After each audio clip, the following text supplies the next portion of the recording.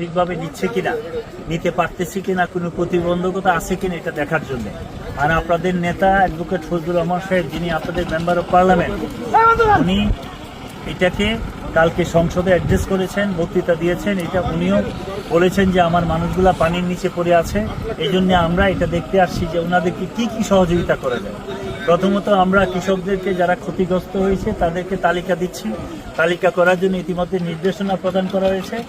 আমি জেলা পরিষদের প্রশাসক হিসাবেও আমি বলছি যে তালিকা করার জন্য, সেটা আমরা করতেছি। ডিসি অফিস থেকে তালিকা হচ্ছে, ইউনু সাহেব সেই তালিকা আমাদেরকে পাঠাবে।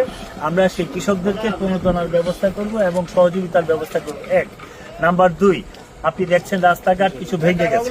রাস্তাঘাটটা আসলে বর্ষাটা হঠাৎ করে চলে আসছে, একটু ভাবছিলাম আর 10-15 দিন সময় দিবে, আমাদের কৃষক বেঁচে যাবে। আল্লাহই ভালো জানে উনি কি জন্য আসছেন। ওনার বিরুদ্ধে তো আর যুদ্ধ করার স্কোপ আমাদের নাই। যদিও বা অনেকে বলছে যে বর্ষাকাল তাড়াতাড়ি কেন, তারেক রহমান জবাব চাই। আসলে এইটা তো তারেক সাহেব জবাব দিতে পারবে না। আমরা চাই যে এটার একটা সমাধান করতে। আমরা এই রাস্তাঘাটগুলো, ইঞ্জিনিয়ার সাহেব আসছেন, ইতিমধ্যে আমাদের প্রকল্প দেওয়া হয়েছে, আমরা প্রকল্পগুলো নিচ্ছি। নাম্বার 3, আগামীতে যেন এই কৃষকগুলা ধান তুলতে পারে, এই জন্য এলজিডির মধ্য দিয়ে আমরা কিছু কিল্লা করে দিব। খোলা বলে যেটা, কিল্লা করে দিব, পাকা করে উঁচু করে দিব, যাতে করে এখানে ধানগুলা রেখে মানুষ এটা করতে পারে।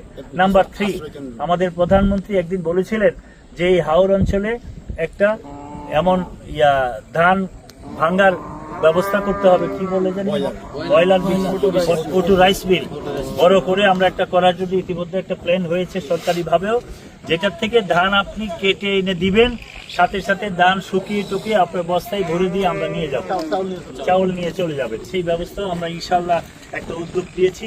নাম্বার 5, একটা রাস্তা ভেঙে গেছে, এই রাস্তা দিয়ে অনেক ক্ষতিগ্রস্ত হচ্ছে লোকজন। এই রাস্তাটা বলতেছে এই বছর হচ্ছে না, তারপরে আজকে যে আমি ডিসি মহোদয় সহ আমরা যারা আছি ঢাকায় আমরা কথা বলবো, রুটসাইড হায়ারের সাথে কথা বলবো, এটাতে স্টিলের বেলি ব্রিজের কোনো বিকল্প আমাদের কাছে আছে কিনা। যদি থাকে 2-4 দিনের মধ্যে আমরা টেপ দিয়ে আমরা অন্তত ধানটা তোলার ব্যবস্থা করব। এই জন্য আপনাদের এমপি সাহেব জনাব ফজলুর রহমান সাহেব শুক্রবারে আপনাদের মাঝে আসবেন, আপনারা ওনার সাথেও কথা বলবেন। আমিও যদি সময় পাই চলে আসবো, আমরা ওইটারও বিকল্প ব্যবস্থা করব। সবচেয়ে বড় জিনিস, মাননীয় প্রধানমন্ত্রী আপনাদের অষ্টগ্রাম এবং ইটনা এগুলি নিয়ে অনেক কথা আছে। আমি গাড়িতে বসে বলেছি, প্রধানমন্ত্রী যিনি হয়েছেন উনি পনির সম্বন্ধে আগে কথা বলেছেন, একটা পনির শিল্প হবে। আর আপনাদের ধানের শিল্প কিন্তু অনেক বিশাল, যেটা চিন্তা করা যায় না। সুতরাং এগুলি নিয়ে আমাদের অ্যাড্রেস করার সুযোগ আছে, আমরা সেটা করব। আমরা এসেছি হঠাৎ করে, আমি কালকে ফোন পেয়ে এসেছি। আমার সাথে আমাদের এই সাইদ সাহেব, আপনাদের সভাপতি অষ্টগ্রামের নেতা আসছেন, আপনাদের জনপ্রিয় চেয়ারম্যান বাবু আছেন, আমাদের ইন্টার সেক্রেটারি ঠাকুর সাহেব আছেন, জয়েন্ট সেক্রেটারি পলাশ আছেন, আরও নেতৃবৃন্দ আছেন, আপনাদের ইঞ্জিনিয়ার সাহেব আছেন। আমরা আসছি শুধু এই কারণে, আমাদের নেত্রীরা আছেন, আমরা আসছি শুধু আপনাদের খবর দিতে। কৃষকদের সাথে কথা বলেছি, আশা করি আমরা খুব তাড়াতাড়ি এগুলি নিয়ে কথা বলার স্কোপ পাবো। ধন্যবাদ সাংবাদিক ভাইরা, আপনারা যারা কষ্ট করে